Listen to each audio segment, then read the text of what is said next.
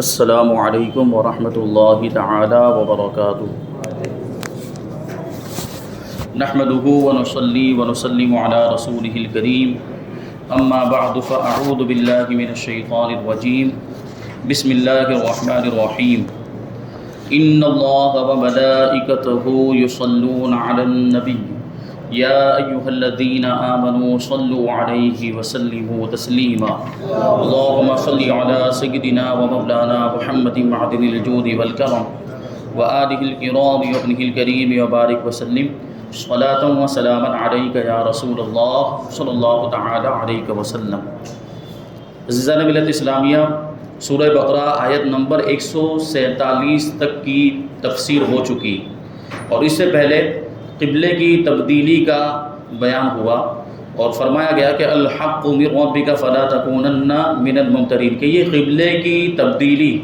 حق ہے، تمہارے رب کی طرف سے ہے، تو تم شک کرنے والوں میں سے نہ ہونا۔ آگے اللہ تبارک و تعالیٰ آیت نمبر 148 میں ارشاد فرماتا ہے وَلِكُلٍّ وِجْهَةٌ هُوَ مُوَلِّيهَا فَاسْتَبِقُوا الْخَيْرَاتِ أَيْنَمَا تَكُونُوا يَأْتِ بِكُمُ اللَّهُ جَمِيعًا إِنَّ اللَّهَ عَلَى كُلِّ شَيْءٍ قَدِيرٌ۔ اور ہر ایک کے لیے توجہ کی ایک سمت ہے، یعنی رخ کرنے کی ایک جہت ہے، ایک ڈائریکشن ہے جس کی طرف وہ منہ کرتا ہے، تو تم نیکیوں میں آگے نکل جاؤ، تم جہاں کہیں بھی ہوگے اللہ تم سب کو اکٹھا کر لائے گا، بے شک اللہ ہر شے پر قدرت رکھنے والا ہے، ہر چیز پر قادر ہے۔ اب یہاں جو فرمایا گیا کہ وَلِكُلٍّ وِجْهَةٌ، ہر کسی کے لیے ایک رخ کرنے کی جگہ ہے، توجہ کرنے کی ایک سمت ہے، ایک ڈائریکشن ہے، تو اس آیت میں تبدیلی قبلے کی ایک حکمت اور بیان کی گئی ہے کہ ہر امت کے لیے ایک قبلہ مقرر کیا گیا ہے، یعنی امت محمدیہ سے پہلے، اس امت سے پہلے ہر امت کا کوئی نہ کوئی قبلہ ہوتا تھا، تو جب امت محمدیہ بھی ایک امت ہے اور سب سے افضل امت ہے، تو ان کے خصوصی امتیاز کے لیے ان کا قبلہ دوسروں سے جداگانہ بنایا گیا، یعنی یہود و نصارہ کے بھی الگ الگ قبلے تھے، لیکن مسلمانوں کا ان سے ہٹ کر قبلہ یعنی خانہ کعبہ کو قبلہ بنایا گیا، کیونکہ یہ امت ایک امتیازی شان رکھتی ہے، ایک الگ اپنی فضیلت رکھتی ہے، بلکہ یہ امت سب امتوں میں سب سے زیادہ افضل ہے، اس لیے ان کے لیے قبلہ بھی ایسا ہی ہونا چاہیے تھا، اس لیے خانہ کعبہ کو اس امت کے لیے قبلہ بنایا گیا۔ اور اس میں خصوصیت یہ ہے کہ ان کا یہ قبلہ ہمیشہ کے لیے رہے گا، کبھی تبدیل نہیں ہوگا، یعنی خانہ کعبہ جو قبلہ بنا دیا گیا اب وہ قیامت تک کے لیے ہمارا قبلہ ہے، امت محمدیہ کا۔ آگے جو ارشاد فرمایا فاستبقوا الخیرات، نیکیوں میں آگے نکل جاؤ، نیکیوں میں ایک دوسرے سے آگے بڑھنے کی کوشش کرو۔ یہاں پر جو فرمایا جا رہا ہے تو دنیا کے اعتبار سے نہیں فرمایا جا رہا ہے کہ مال کمانے میں ایک دوسرے سے آگے بڑھنے کی کوشش کرو، دولت کمانے میں ایک دوسرے سے، دنیا کمانے میں ایک دوسرے سے مسابقہ کرو، آگے بڑھنے کی کوشش کرو، نہیں، بلکہ نیکیوں کے کاموں میں آگے بڑھنے کی ترغیب دلائی جا رہی ہے، کیونکہ نیکیوں کے کاموں میں آدمی جب آگے بڑھے گا تو جو نیکی کے کام ہوتے ہیں وہ آخرت میں کام آتے ہیں، وہ قبر میں کام آتے ہیں۔ نیک اعمال، یہ مال ہے، یہ دولت ہے، یہ دنیا ہے، یہ ساز و سامان جو کچھ بھی ہم جمع کرتے ہیں یہ ہمیں قبر میں کام نہیں آئے گا، یہ سب تو یہیں پہ دھرا کا دھرا رہ جائے گا، یہ ہمیں آخرت میں کام نہیں آئے گا۔ اگر کچھ کام آئے گا تو نیک اعمال اور ایمان اور عشق رسول، یہ ہمیں جو ہے کہ آخرت میں کام آئے گا۔ اس لیے فرمایا کہ نیک کاموں میں آگے بڑھو۔ مطلب کیا تھا کہ قبلے کا موضوع طے ہو گیا، یعنی قبلہ مقرر ہو گیا، فکس ہو گیا کہ خانہ کعبہ قبلہ ہے، اب اس کی طرف رخ کرنا ہے۔ اللہ تعالیٰ نے قرآن مجید کے اندر آیتیں بھی نازل فرما دی، اور حضور پاک صلی اللہ علیہ وسلم نے بھی لوگوں کو سنا دیا کہ اب خانہ کعبہ کو قبلہ بنا دیا گیا، لہٰذا اب صرف اسی بحث میں نہ رہو، یعنی قبلہ کون سا ہے، خانہ کعبہ قبلہ ہے بھی کہ نہیں۔ جب قبلہ بن گیا ہے تو اس میں اب بحث کرنے کا کوئی مطلب نہیں، بلکہ اللہ تعالیٰ کی عبادت و اطاعت اور دین کے کاموں میں ایک دوسرے سے سبقت لے جانے کی کوشش کرو، یعنی اب اس موضوع کو بند کر دو، کیونکہ خانہ کعبہ قبلہ بن چکا ہے، اب وہ تبدیل ہونے والا نہیں ہے۔ اب تم عبادتیں کرو، اب تم نماز پڑھو، اب خانہ کعبہ کی طرف رخ کر کے نماز پڑھو، اور اللہ تبارک و تعالیٰ کو راضی کرنے کی کوشش کرو، اس کی اطاعت و فرما برداری والے کام کرو۔ تو اس لیے فرمایا گیا کہ نیک کاموں میں ایک دوسرے سے آگے بڑھنے کی کوشش کرو۔ یہاں آیت مبارکہ میں ایک بڑی ہی پیاری بات سمجھائی گئی ہے کہ مال و دولت، عہدہ اور منصب، شہرت و مقبولیت اور دنیا داری ایسی چیز نہیں ہے کہ اس میں ایک دوسرے سے مقابلہ کیا جائے، بلکہ یہ سب تو آزمائش اور محض دنیاوی زندگی کی زینت دھوکے کا سامان اور فنا ہونے والی کمائی، یہ ساری چیزیں مال و دولت، عہدہ، منصب، شہرت، مقبولیت، یہ سب دنیا میں ہی رہ جائے گی، آدمی قبر میں لے کر ان کو نہیں جا سکتا، یہ سب فنا ہو جائیں گے، یہ ساری چیزیں باقی رہنے والی نہیں ہیں۔ جبکہ باقی رہنے والی اور مقابلے کے قابل چیز تو اللہ تعالیٰ کی عبادت، اس کی اطاعت و فرما برداری، جنت اور اس کی رضا اور خوشنودی ہے، جس کی طرف اللہ تعالیٰ نے بار بار بلایا ہے قرآن مجید کے اندر، بار بار جنت کی طرف آؤ، ایسے کاموں کی طرف آؤ جو جنت میں لے جانے والے ہیں، اطاعت و فرما برداری کرو، عبادت کرو، نمازیں پڑھو، کیونکہ یہی وہ چیزیں ہیں جو ہمیں آخرت میں کام آئیں گی، جبکہ مال و دولت اور دنیا کی چیزیں یہ ہمیں آخرت میں کام نہیں آئیں گے۔ صحابہ کرام رضی اللہ تعالیٰ عنہم کی سیرت میں نیکیوں میں مقابلے اور سبقت لے جانے کے بکثرت نظارے دیکھے جا سکتے ہیں، بہت سے ایسے واقعات ہیں صحابہ کرام کے۔ حضرت عمر فاروق رضی اللہ تعالیٰ عنہ غزوہ تبوک میں گھر کا آدھا سامان خیرات کرنے کے لیے لائے، تو حضرت سیدنا صدیق اکبر رضی اللہ تعالیٰ عنہ گھر کا سارا سامان لے کر آ گئے۔ یہ تھا نا فاروق اعظم رضی اللہ تعالیٰ عنہ، جب حضور پاک صلی اللہ علیہ وسلم نے اعلان فرمایا کہ کون ہے جو جیش عسرت کو تیار کرائے، تو فاروق اعظم رضی اللہ تعالیٰ عنہ اپنے گھر گئے اور یہ سوچ کر اپنے گھر کے پورے سامان کے 2 حصے کیے کہ آدھا سامان میں حضور پاک صلی اللہ علیہ وسلم کی بارگاہ میں لے جا کر پیش کر دوں گا، آدھا سامان اپنے گھر والوں کے لیے رکھوں گا، اور آج آدھا سامان یہ یعنی بہت زیادہ سامان تھا، وہ ظاہر سی بات ہے پورے گھر کے سامان کے 2 حصے کریں اور اس کا آدھا حصہ لے کر جائیں۔ تو فاروق اعظم رضی اللہ تعالیٰ عنہ جب لے کر جا رہے تھے وہ سامان، تو وہ یہ سوچتے ہوئے جا رہے تھے کہ آج تو میں ابو بکر سے آگے بڑھ جاؤں گا، کیوں؟ کیونکہ میں آدھا سامان لے کر جاؤں، یعنی بہت زیادہ سامان، ابو بکر تو غریب ہیں، ان کے پاس کیا سامان ہوگا، تو وہ لے کر پہنچے آدھا سامان، یہ سوچتے ہوئے کہ آج میں ابو بکر سے اس نیک کام میں آگے بڑھ جاؤں گا۔ لیکن دوسری طرف معاملہ یہ تھا، حضرت ابو بکر کا جذبہ دیکھیں کہ حضرت ابو بکر صدیق رضی اللہ تعالیٰ عنہ اپنے گھر کا آدھا سامان نہیں بلکہ پورا سامان لے کر حضور کی بارگاہ میں حاضر ہو گئے۔ وہ دیکھنے میں کم تھا لیکن ان کا جو جذبہ تھا وہ فاروق اعظم رضی اللہ تعالیٰ عنہ سے بڑھ کے تھا، کیونکہ وہ پورا سامان، جب حضور پاک صلی اللہ علیہ وسلم نے پوچھا کہ ابو بکر اپنے گھر میں کیا چھوڑا، تو حضرت ابو بکر نے کیا جواب دیا تھا، میں نے اپنے گھر میں اللہ اور اس کے رسول کو چھوڑا ہے۔ تو یہ شان ہوتی ہے لیکن نیکیوں میں آگے بڑھنے کا جذبہ۔ صحابہ کرام رضی اللہ تعالیٰ عنہ میں باپ بیٹے میں جہاد میں شرکت کے لیے بحث ہوتی تھی، ہر کوئی کہتا کہ میں شرکت کروں گا تم گھر پر رہو، کیونکہ گھر بھی سنبھالنا ہوتا تھا، تو باپ اور بیٹا آپس میں بحث کرتے ہیں، نہیں مجھے یہ موقع ملنا چاہیے، مجھے جہاد میں جانے کا شرف حاصل ہونا چاہیے، تو بیٹا کہتا کہ میں جاؤں گا، باپ کہتا کہ میں جاؤں گا، آپ گھر پہ رہیے، یہ باتیں ہوتی تھی۔ حتیٰ کہ معذور صحابہ کرام، یعنی کوئی پاؤں سے معذور ہے یا ہاتھوں سے معذور یا آنکھوں سے معذور، ایسے صحابہ کرام بھی تھے، وہ بھی راہ خدا میں شہادت کے لیے بے قرار رہتے تھے، کیونکہ ایسے جو صحابہ کرام ہوتے تھے جو معذور ہوتے ان کو روک دیا جاتا تھا، ان کو منع کر دیا جاتا کہ آپ لوگ جنگ میں اور جہاد میں شریک نہیں ہو سکتے، کیونکہ ظاہر سی بات ہے پاؤں سے معذور ہے یا ہاتھ سے معذور ہے، آنکھوں سے معذور ہے، تو وہ جنگ کر کیسے پائیں گے، اس لیے ان کو منع کر دیا جاتا تھا، لیکن اس کے باوجود وہ بے قرار رہتے تھے کہ ہمیں بھی موقع مل جائے، کیونکہ ان کے دل میں ایک جذبہ تھا حضور پاک صلی اللہ علیہ وسلم پر اپنا سب کچھ قربان کرنے کا۔ غربت اور بے کسی کی وجہ سے راہ خدا میں سفر نہ کرنے والے روتے تھے صحابہ کرام، وہ صحابہ کرام جو بہت زیادہ غریب اور بہت زیادہ بے کس اور بالکل ساز و سامان نہیں، سواری نہیں، اور اس کی وجہ سے وہ اللہ کی راہ میں سفر نہیں کر پاتے تھے، تو وہ رویا کرتے تھے، اللہ کی بارگاہ میں دعا کرتے تھے کہ ہمیں دنیا کا ساز و سامان ملے، یعنی دنیا کی لیے یہ سواری وغیرہ جو کچھ بھی ملے وہ صرف اس لیے مانگتے تھے کہ اللہ کی راہ میں وہ سفر کر سکیں، جہاد کر سکیں اور جنگوں میں شریک ہو سکیں، اسلام کے لیے قربانی پیش کر سکیں۔ وہ اپنے لیے کچھ نہیں مانگتے تھے، وہ اپنے اہل و عیال کے لیے بس اتنا ہی مانگتے تھے جو ان کے لیے کافی ہو جائے، ورنہ وہ اور اگر زیادہ مانگتے تھے تو وہ اسلام کی سربلندی کے لیے مانگا کرتے تھے۔ یہ ان کی صحابہ کرام کے اندر یہ جذبہ اور ان کی یہ شان ہوا کرتی تھی۔ تو یہی ہونا چاہیے، دیکھیں مالداری کوئی بری چیز نہیں ہے، مال و دولت اگر اس کے حقوق ادا کیے جائیں، یعنی مال و دولت کے ذریعے سے اگر دین اسلام کی مدد کی جائے اور اللہ کی راہ میں اس کو خرچ کیا جائے تو یہ مال و دولت ہی نجات کا ذریعہ بھی بن سکتا ہے۔ لیکن اگر مال و دولت خوب کما لیا اور خوب جو ہے کہ یوں سمجھے کہ ساز و سامان اکٹھا کر لیا دنیا کا اور ان کے حقوق ادا نہیں کر رہا ہے، بلکہ مال و دولت کی وجہ سے اللہ تعالیٰ کی نافرمانی میں مبتلا ہو گیا، کیونکہ مال و دولت ہوتی ہے تو آپ دیکھتے ہیں کیا ہوتا ہے، آدمی اس کو غلط جگہ پہ پھر خرچ کرتا ہے، شیطان اس کو ابھارتا ہے، تیرے پاس اتنا روپیہ پیسہ ہے، تیرے پاس اتنا مال ہے اور تیرے پاس اتنا سونا چاندی ہے، تو یہ غلط کام کر لے، اس کو یہاں پہ خرچ کر، یہ عیش و عشرت میں جو ہے کہ اس کو خرچ کر، تو آدمی برائیوں میں لگ جاتا ہے۔ تو پھر اگر یہ کیا اگر کسی نے کہ مال و دولت کو غلط کاموں میں خرچ کیا تو پھر یہی مال و دولت قیامت کے دن وبال جان بن جائے گا،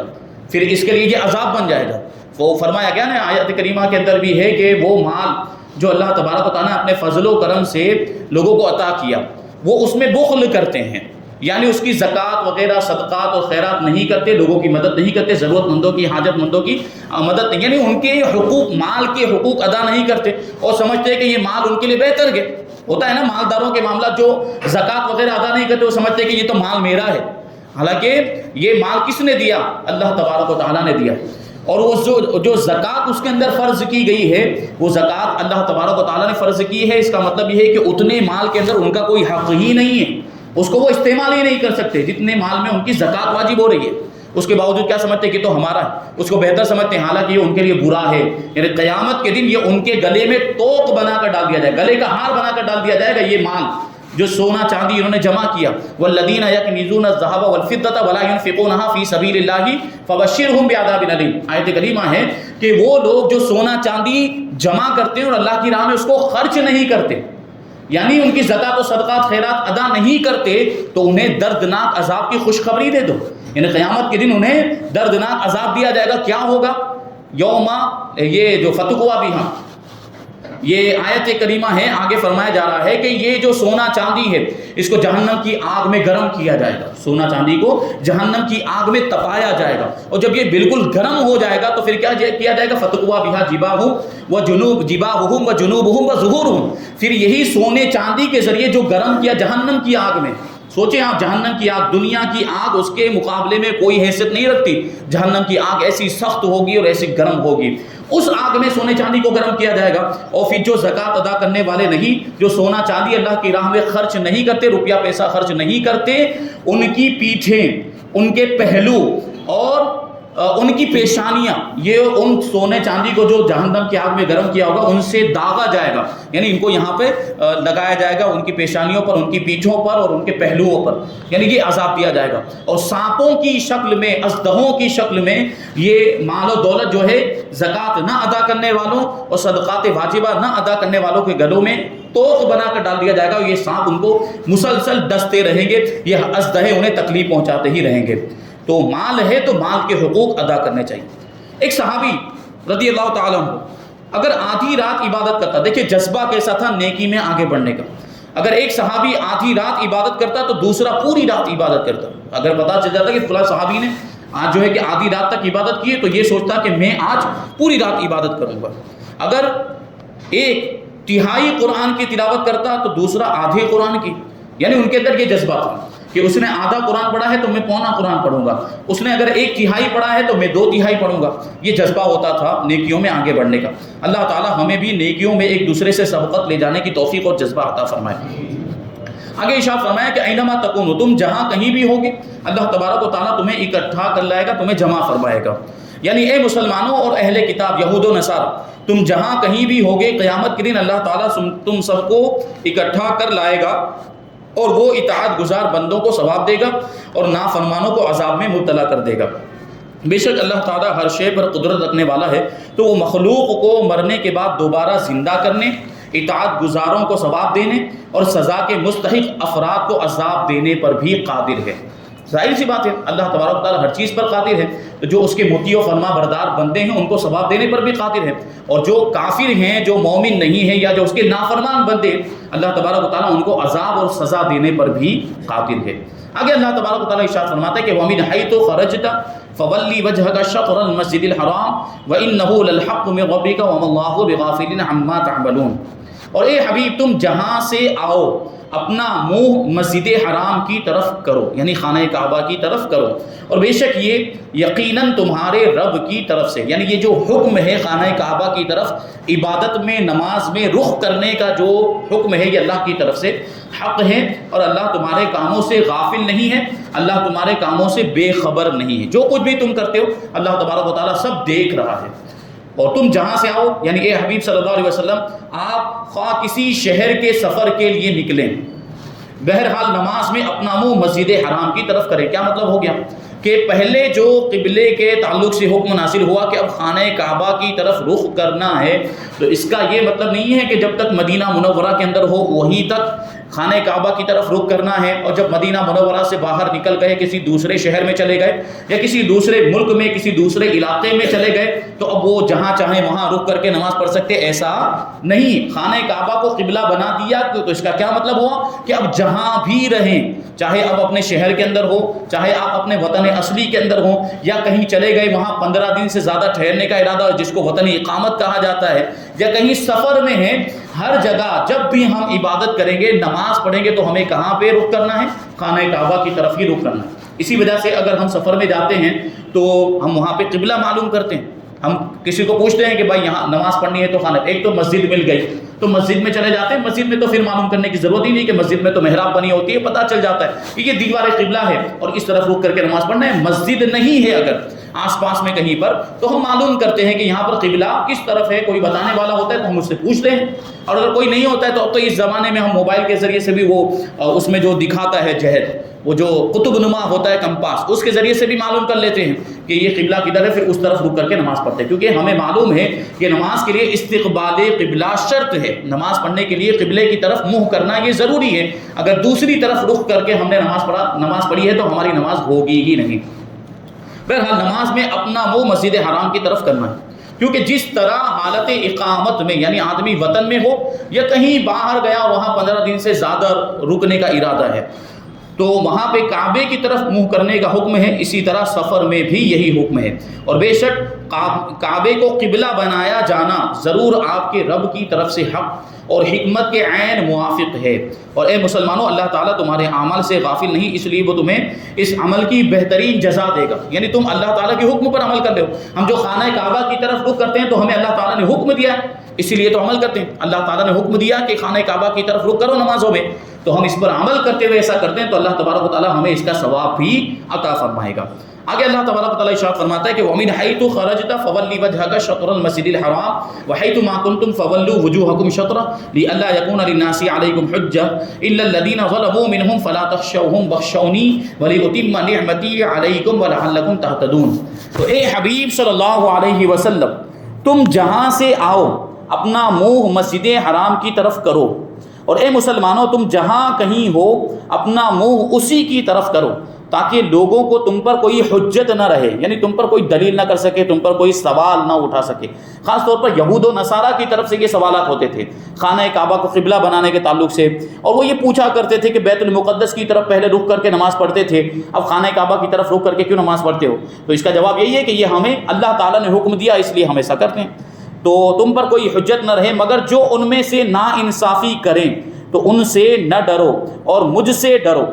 یعنی کیا مطلب ہوا؟ یہود و نصارہ سے ڈرنے کی ضرورت نہیں، کفار و مشرکین سے ڈرنے کی ضرورت نہیں ہے۔ اگر کسی سے ڈرنا چاہیے تو کس سے ڈرنا چاہیے؟ معبود حقیقی سے، اللہ تبارک و تعالیٰ سے ڈرنا چاہیے کہ وہی اس لائق ہے کہ اس سے ڈرا جائے، اس کا خوف اپنے دل میں رکھا جائے۔ اور پھر ظاہر سی بات ہے جب اللہ تبارک و تعالیٰ کا خوف دل میں پیدا ہو جاتا ہے تو پھر بندہ مخلوق سے نہیں ڈرتا۔ یہ اللہ والوں کی شان۔ اولیاء کرام کو جب ہم دیکھتے ہیں، کیونکہ اولیاء کرام اللہ سے ڈرتے ہیں، تو پھر ان کے دلوں میں کسی دنیا دار کا خوف نہیں ہوتا، کسی دنیاوی حاکم، کسی دنیا کے بادشاہ کا، کسی طاقتور اور زور آور کا ان کے دلوں میں خوف نہیں ہوتا، کسی سے ڈرتے نہیں، کسی کو خاطر میں نہیں لاتے۔ کیوں؟ کیونکہ ان کے دلوں میں خدا کا خوف ہوتا ہے۔ تو اگر ہم چاہتے ہیں کہ ہمارے دل سے بھی یہ دنیا والوں کا خوف نکل جائے، تھوڑی تھوڑی بات میں پولیس والوں سے گھبرا جاتے ہیں، حاکموں سے ڈر جاتے ہیں، اور غیر مسلموں سے، کفار سے ڈرے ہوئے رہتے ہیں، سہمے رہتے ہیں، اگر ہم نے اپنے دل میں خدا کا خوف پیدا کیا تو پھر ان سارے لوگوں کا خوف ہمارے دل سے نکل جائے گا۔ اللہ تبارک و تعالیٰ ہمیں اپنے خوف کی نعمت عطا فرمائے۔ تو یہی ہے کہ جو ان میں سے ناانصافی کرے تو ان سے نہ ڈرو بلکہ مجھ سے ڈرو، اور تاکہ میں اپنی نعمت تم پر مکمل کر دوں اور تاکہ تم ہدایت پاؤ۔ یہ آیت کریمہ کا ترجمہ ہوا، آیت نمبر 150 سورہ بقرہ کی، اور انشاءاللہ تبارک و تعالیٰ اس کی تفسیر ہم آئندہ ہفتے سماعت کریں گے۔ اللہ تبارک و تعالیٰ کی بارگاہ میں دعا ہے کہ جو کچھ بھی بیان ہوا اس پر ہم سب کو عمل کرنے کی توفیق عطا فرمائے، اور نور قرآن سے ہم سب کے دلوں کو روشن اور منور فرمائے۔ وما علینا الا البلاغ۔